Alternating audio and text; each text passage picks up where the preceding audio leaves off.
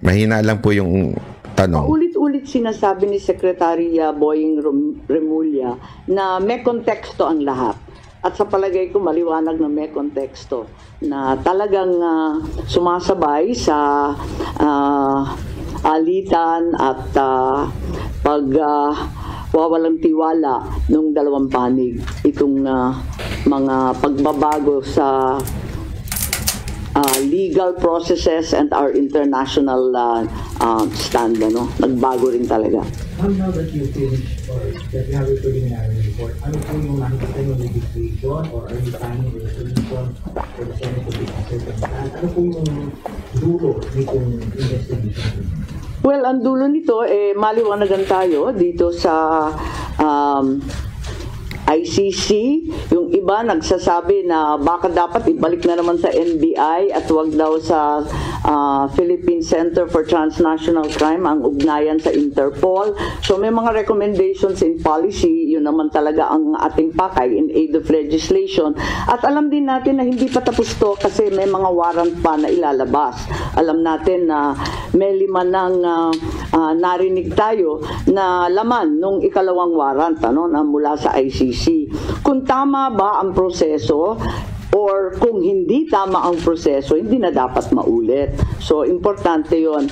At syempre, yung mga OFW natin na nasa ibang bansa, nanganganib talaga at natatakot kung dito mismo sa sariling bansa, natatangay ang isang dating Pangulo na may edad na at may sakit. Paano pa raw sila? Kaya nais nilang malaman kung ganun na pinaglalaban natin yung mga na peperwisyo, na convict pa sa ibang bansa, pinaglalaban natin na makauwi, paano ba ang sitwasyon ni Presidente? Ngayon, isa pa, medyo marami. Alam mo, ganda nung halimbawa niya na yun, yung kung yun nga mga kababayan natin, kasi sinasabi nila ngayon, ito pala ang konteksto niyan, kasi sinasabi nila ngayon, wala tayong magagawa. Lalo na yung matapang na sekretary. Wala tayong magagawa na dyan. Wala na sa ano natin yan. Wala na sa jurisdiction natin yan. Hindi na natin yan. Laging high blood na sekretary. Alam mo, mga kababayan, ito yung sinasabi ni Senator Amy. Yung ibang mga kababayan natin na Pilipino, mga OFW, kahit nga ho sila ay convicted na. Convicted na po ito, gumagawa tayo ng effort to bring them home. Kasi kapwa natin Pilipino yun. That's who we are. That's our culture. Diba? Hindi ho tayo yung nagpapabaya sa ating kababayan. Ginagawa natin yan. And I know. Why? Because, diba, si Mocha naman, nagsilbi dyan sa OWA. Hindi ho nila pinipili kung sino yung bibigyan nila ng tulong. Hindi ho. Whether ikaw ay humingi ka ng tulong at kailangan mong na legal support para maiuwi ka, lahat binibigay ng gobyerno na ito. Lalo nung panahon ni Pangulong Duterte, ewan ko lang ngayon I'm not sure. Pero nung panahon ni Pangulong Duterte, ginagawa yan. Even if meron kang hindi magandang nagawa o di kaya convicted ka sa bansa na yon, 'di ba? Ginagawa ho yan. Inuuwi natin. Eto pa. Si Pangulong Duterte pa, dating presidente, tinuturing na bayani ng karamihan, hindi convicted, accused lang, at higit sa lahat, kung sabihin man ng Supreme Court na illegal yung ginawa na pagpapalipad ni Pangulong Duterte doon sa Netherlands, sasagot lang natin, hindi, wala tayong magagawa dyan. Wala na sa natin, sa jurisdiction natin yan. Yan yung mga palusot ng mga ulul Diba? Wala tayong magawa dyan. Ano na lang yun? Diba? Ganyan sila yun yung mga Pilipino convicted, inuwi natin dito Yan pa kaya. Ang ganda ng punto ni Senator Amy dyan. May pong galit at nananawagan sa akin at tinetext ako, sinong mananagot dito sa nangyari? Kasi hindi naman po pwede na nakalusot ng basta. Yun ang tanong. With all of this press ko nito, isa lang ang tanong ko dyan. Ano tong investigasyon? Imbestiga lang? Gano'n na lang huyong? Hindi, ito lamang po ito, isang katanungan lamang po ito sa ating butihing Senator Amy. Kasi lahat po ng investigasyon nyo, bullshit po yun, sir. Ay, ma'am, kung hindi matutuloy sa pagdemanda ninyo. Hindi ko sinasabing wala kayong plano, ha? Hindi yun ang sinasabi ko. Sabi mo kasi, meron ka pang second, ewan ko kung totoo yan, yung hearing mo. Pero gayon pa man, lahat po yan, talk shit, ika nga. Diba? Talk shit po lahat yan kung after the hearing, wala na. Ang kailangan namin, one, may makonvict dito. Kasi pinatunayan ninyo. Tandaan ninyo, 3 bagay ho yung pinatunayan ninyo. And number 1 doon, that it was an illegal extradition na nangyari.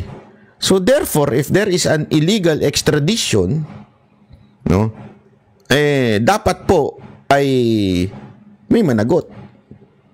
So paano ho magkakaroon ng mananagot kung walang idedemanda?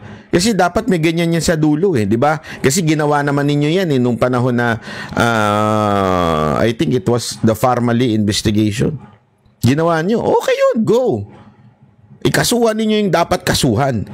Madam, this time kaya, baka naman puro daldal lang yan, wala kayong kakasuhan. Maniniwala kami sa inyo pag kinasuhan nyo. Actually, ang sabi pa nga ni Panelo, na pinapanood ko si Panelo, si Panelo rin talaga, iba level Iba level ng pagbanat Ibig sabihin po, sinasabi nyo illegal, therefore, party dyan yung inyong kapatid. Kasi, siya po yung, siya po yung commander-in-chief ng PNP.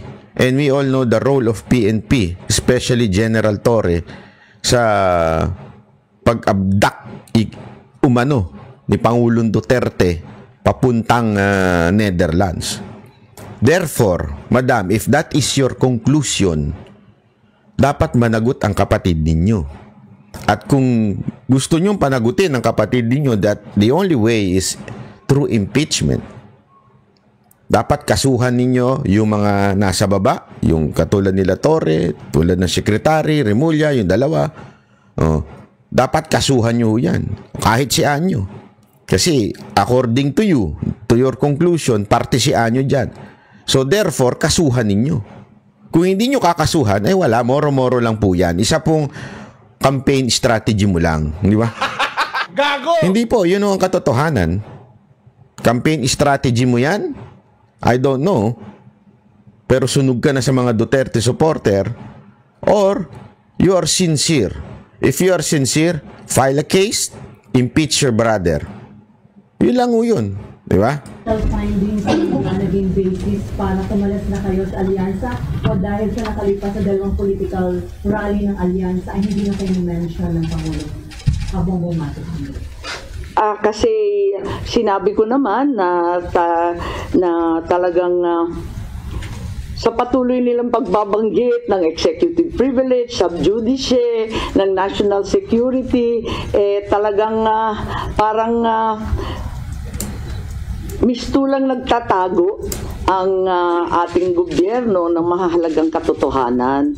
At hindi ko talaga matanggap, kaya't kinakailangan malaman natin at hayaan na lamang ako na malaya na magsiyasat para malaman ng taong bayan ano nga talaga ang mga pangyayari, kung may nalabag na batas at kung ano ang pagbabago or bagong legislasyon na kinakailangan. At tulad ng sinabi ko naman, mula pa nung umpisa ng halalan, mananatili akong independent. Dahil higit sa anumang politikal na pakinabang, dapat manaig ang soberanya ng bansa at ang tunay na katarungan para sa bawat Pilipino. So, wala kayong pag-uusap pa rin ni Pangulong Bongbong Marcos din? Oo, wala. Matagal na yun. Oo. So, sa inyong minasama ng Pangulo yung pagtandaan niyo pa ng hearing sa Pilipino natin pag-aarap? Parang ganun ang lumalabas na hindi ko naman maintindihan. Pagkat para sa akin, masyadong naging emosyonal, galit, at taranta ang taong bayan. At nakita naman natin, naglabasan sa kalsada, nag-iiyakan, nagpoprotesta. Kaya imbis na lumala pa itong sitwasyon na to, minarapat ko na alamin kung ano talaga ang nangyayari para kumalma tayong lahat at maanalisa kung ano talaga ang nangyari. Kaya lang, eto nga, hindi ko naman intensyon na anti-administration yung hearing. As a matter of fact, kung maaalala ninyo, halos lahat ng testigo galing gobyerno. Hindi ko naman alam yung mga sagot nila. Kaya nga ako nagtatanong kasi hindi ko alam yung sagot. Malay ko ba kung anong sasagutin nila? Nung hindi sila magkasundo at hindi tumutugma yung mga sagot nila, hindi maganda yung itsura ng pamahalaan, nagalit yata sa akin na nabunyag yun sa aking hearing. Po. Hindi, matagal na kami hindi masyado nag-uusap, maraming humaharang, matagal na. Oo. Nakikita ko lang pag public events. Ayan o, madaming humaharang. Ayan o ang siste. Okay? Kasi yung mga kababayan, siguro, marami na ho sa atin ang nakarinig ng kwento na nung palang panahon ni E.S. Rodriguez, meron ng iba pong tila namumuno o tila pinakikinggan or di umanong nagko-control ng sitwasyon sa loob ng palasyo, di ba? Nadidinig na po natin yan sa mga iba't ibang vlogs. Dito, narinig na po natin mismo sa bibig ng kanyang kapatid. Maraming humaharang. Hindi natin alam kung yan si E.S. Bersamin o baka naman yung asawa. Di ba po? Yan o ang tanong ho dyan eh. Di ba? Sino po kaya yung humaharang na yon? Yun ang tanong. Okay? Kasi mga kababayan, ako kung ako si Marcos, makikinig ako sa kapatid ko. Especially ate mo to. Bakit? Hindi more than anything else. Kapatid mo yan eh. Hindi ka gusto mapahamak niyan. Kapatid mo yan. Ang concern niyan yung pamilya niyo, yung pangalan ninyo. Whether it is in bad faith or bad intention or motives, kapatid mo yan. Siyempre gusto niya salbahin yung pangalan ninyo. Ilang beses niyang sinabi yan noon eh. Ang gusto lang namin parang maayos. Kasi siyempre na yurakan yung kanilang pangalan, di ba? Alam naman natin, pag sinabi mong Marcos noon, magnanakaw. Ngayon, Marcos, hindi ko na siya sabihin. Alam niyo na yun. Hindi. Bahala na kayo isulat nyo na lang dyan sa baba, di ba? Kasi dati yun eh. Totoo naman, dati po. Pag sinabi mong Marcos noon, issue ng korupsyon ang pumapasok. Marcos korupsyon, o di kaya Marcos diktador, di ba? Yan ang laging Kaya nga gusto linisin ni ate yan eh. Di ba? O ngayon, instead na Marcos diktador, Marcos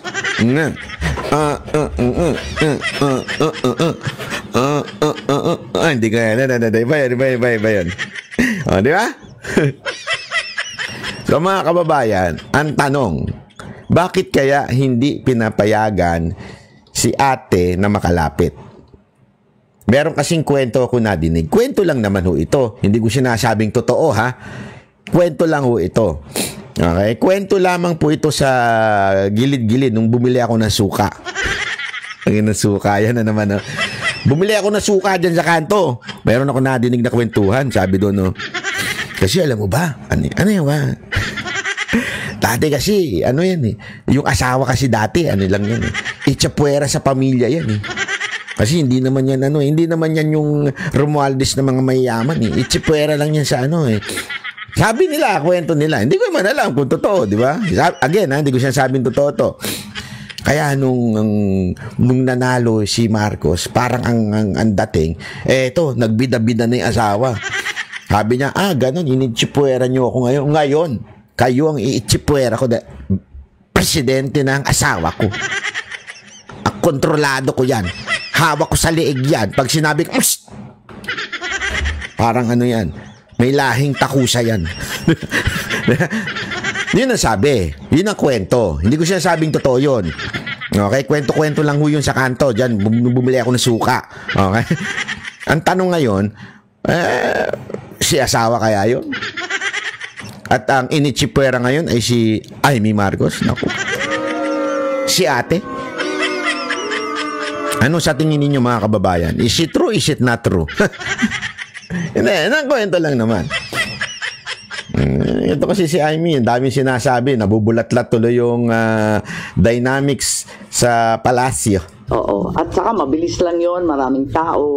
Ganun. Ano sabi niyo, kaya kalisadak ng hearing kasi nga lumalalim yung divisiveness sa Yes. bansa. Pero doon sa naging result ng hearing, kasi nga mas lumalim pa instead na ma-address. Lumalim ang emosyon in the sense na nakita nila na maraming pagkakamali, at least yung tatlo na binanggit ko na paulit-ulit na rin lumalabas sa social media. Kung tutugusin, very contrapuntal na siya, very anticlimactic na siya kasi paulit-ulit na yung lumalabas pati sa mainstream.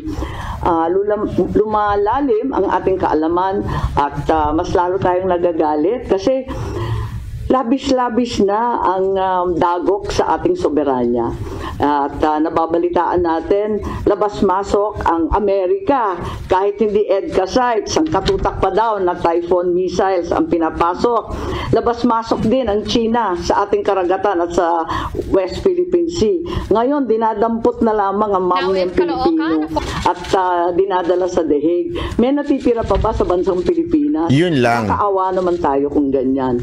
So, kung lumala, sa palagay ko, lumalim ang pag-uunawa ng taong bayan. I think yun ang kontribusyon. Kasi, maski pro Duterte, pro Marcos, hindi na naging partisan, parang lahat medyo nagkaliwanag ng kaunti kahit papano. Sino yung sinasabi yung parang nagalit yata sa inyo yung hearing? Is it President Trump? Yes. And you confirm this by, or you just feel it because you're registered? Hindi kasi nung umpisa, sabi nila, hindi na daw makikilahok yung gobyerno. Pagkatapos noon, ang dami-dami ng testigo. Sabi ko, okay na. Ang dami-dami, nagpapadagdag pa nga sila ng pangalan, nagpadagdag pa nga sila ng upuan, kinapos pa nga tayo ng pagkain. Handain nila, 3 kwarto tayo, di ba? Tapos, akala ko, prepared na prepared. Sabi ko, ayos to. Nagulat naman ako nung nagalit na nga kasi nga, siguro, hindi nagkakasundo. Yung mga sagot, hindi tumutugma. Hindi ko nakasalanan yun. Malay ko ba kung anong isasagot nila? Ngayon, paano nagalit? Kasi, naalanganin na ako, hindi ako napunta. Gusto ko pa naman, over-prepared na nga ako pumunta doon sa Tacloban rally. Hindi ako pumunta. Tapos, mabuti na lang pala hindi ako pumunta at hindi na ako binanggit. Kaya ako nalaman. Ma'am, sa Cavite, hindi na ka lang manibigyan. Sa Tacloban lang nabanggit pa. Nabanggit pa. Ganun. Mali. O di... So, bang a-attend po ko lang sa Tacloban? nabanggit pa mo? Ay, ganun. Hindi ko na maalala. Sa totoo lang, hindi ko masyadong tinututukan yung kampanya. Nandito ako sa investigasyon. Parang naisang tabi na, nakatutok talaga ako dito para malaman kung ano pa. Ma'am, yung pagbanggit ng Pangulo sa inyo last campaign sa Vive Laguna, you take it as mukhang masama loob sa inyo? Yeah, okay lang. Walang problema. Kasi nga sabi ko, nakatutok naman ako dito. Hindi naman na eleksyon, kampanya, politika ang pinaka-importante. Nangingibabaw sa akin itong mga dagok sa ating kalayaan, sa ating soberanya. Hindi ko kaya to Talagang ipaglalaban ko yan Yung pag hindi yung hindi binanggit, pagkatapos sabi 11 na lamang ang kanilang kandidato, wag na tayo magpahirapan ng katawan. Sabi ko, kakalas na muna ako kung nahihirapan kayo. Mas madali naman ganun, okay lang sa akin, walang problema. May offer bang PDP laban na para i-adapt kayo? Ang sabi may nag-aampon, hindi ko masyadong pinapansin, kinakarir namin to Naduling-duling na nga kami kagabi Just in case open kayo, ma'am, sakali i-adapt kayo. Anyway, yun po yung pinakapunto ni Senator Amy. Mahaba po yan, pero yan na nga po yung pinakapunto nung kanyang pagpatuloy ng press con niya. Sinabi niya yung unang dahilan ng kanyang findings, second, itong mga plano niya. Pero wala ho siyang nabanggit na parang ididemanda niya Parang may susunod pang hearing, parang ganun. Kaya nga again, patuloy natin sinasabi, everything that is nangyari sa hearing na to will be useless kung hindi niya ididemanda yung mga natagpuan niyang lumabag sa batas, hindi sumunod sa due process, dapat idemanda niya. Okay, yun po ang importante. Pangalawa po, damay po yung kanyang damay po yung kanyang kapatid. Dapat to ay idemanda niya, hindi demanda, impeach niya. Mag-file siya ng impeachment. Although, sabi ng iba, useless lang naman din, di naman gagalaw yan sa Kamara. It doesn't matter. Importante ho ay makita ho ng international community that itong mismong kapatid ay nanindigan. Diba? Nanindigan na para i-impeach ang kanyang kapatid. Ibig sabihin, there is a problem. Kasi mga kababayan, kung lagi nating sasabihin, wala namang mangyayari. Boboto tayo. Puro tayo ganun. Wala talaga mangyayari sa Pilipinas. Diba? Hindi pwede yun. Kasi ang prinsipyo, whether may mangyari, walang mangyari, may prinsipyo ka. Hindi yan nabebenta, hindi yan na dapat tinatanggal sa'yo. May prinsipyo ka. Dapat panindigan mo yan. At yung prinsipyo na yan, hanggang sa kaduluduluhan, dapat panindigan mo. Whether may mangyari o wala mangyari, yung prinsipyo mo nasa'yo. Di ba? Yun yung sinasabi natin. Unless, again, unless na itong prinsipyo na ito ay wala na at ginagamit na lamang po ito para sa kanyang kampanya. But again, I don't think it's going to be effective kasi sunog na po siya sa Duterte supporter na I think on this area she is trying to gain. Sunog na po siya dyan. Hindi na po siya iboboto at sana naman, ako naman, hoping that PDP will not include this person. Masisira ho yung pinaglalabang prinsipyo ng Duterte slate pag isinama nyo ho ito. This is a big mistake kung sakasakaling isama nyo to. Unless meron kayong pinag-usapan na sa tingin ninyo ikakabuti ng administrasyon, ng grupo ng mga Duterte. Pero as far as I can see, parang wala ako kung nakikita. Hindi naman po ako makikialam, hindi naman po ako parte ng PDP. Pero desisyon yan ng inyong pinuno, di ba ho? Pero sa akin po, sana hindi. Dahil maraming mag-hesitate to campaign because of that. Definitely ako, I won't campaign for Senator Amy. I will only campaign for the 10. Yun lamang po. Sana lang po ay ganoon. Mga kababayan, maraming salamat po. Ako po si Banat Bay. Magkita-kita huli tayo. At gusto ko lamang po batiin ng happy birthday ang ating Pangulong Duterte. At alam nyo, nalulungkot ako. Kasi alam nyo, every birthday ko, gumagawa ng video si Pangulong Duterte at binabati po tayo. Kaya gamitin ko itong pagkakataon na ito na ako naman po ang babati kay Pangulong Duterte. Hindi man niya hinihingi, pero gayon pa man ako ang babati. Alam niyo, Pangulong Duterte, sabi nga ho nila, sa 6 na taon ninyong pagserbisyo sa bayan bilang presidente, binigay niyo buhay niyo. Hanggang sa kaduluduluhan, na maaari na sana kayo magpahinga, hindi na sa tingin ko na bakit to ba siya nandyan? Dahil sa vocal siya na banatan po si Marcos, kaya nandyan ho siya sa Netherlands. Pwede naman po na kayo magpahinga, hindi na kayo magsalita, di ba? Pero hindi nyo matiis hindi nyo matiis yung kalokohan ng gobyerno ni Marcos So sa madaling salita po, inaalay nyo pa rin po yung buhay nyo sa kaduluduluhan. Basta ang lagi nyo lamang pong tatandaan, Mr. President, meron pong Diyos na nakakakita ng lahat. Maaring hindi ngayon ang hustisya makuha natin sa lupa, pero darating pong panahon na makukuha natin ng hustisya sa kabilang buhay. Kasi ako, mga kababayan, naniniwala po ako, Mr. President, naniniwala po ako na there is justice. God is a God of love, but He is also holy. And God is justice. It doesn't mean, sabi nga nila, di ba, meron silang sinasabi na we are saved by grace and not by works. I understand that. That's true. So, it doesn't matter now whether you are in heaven or you are in hell. Di ba? No. It's also written in the scripture that there is a level of punishment. May level din po of reward sa heaven. So, hindi yun, saved na ako. Gawin ko na ang lahat. Hindi ganun yun. O kaya, hindi ako saved. Mapupunta pala ako impyerno. Lahat ng kasamaan gagawin ko na. No. If you would study the scripture, meron pong level yan of punishment. So, mga kababayan, at Mr. President, gusto ko lang sabihin sa inyo, stick to the truth. Stick to the, you're honest. Kasi kilala ko kayo. I mean, personally, hindi naman sa nag-ano po, hindi ko po kaibigan. Ayoko naman pong sabihin yan. Even if laging sinasabi ni Pangulong Duterte whenever we talk. Kasi nga po, ilang beses na po nating nakasama si Pangulong Duterte and I'm so honored to be, to chat with him many times. And I can see his heart.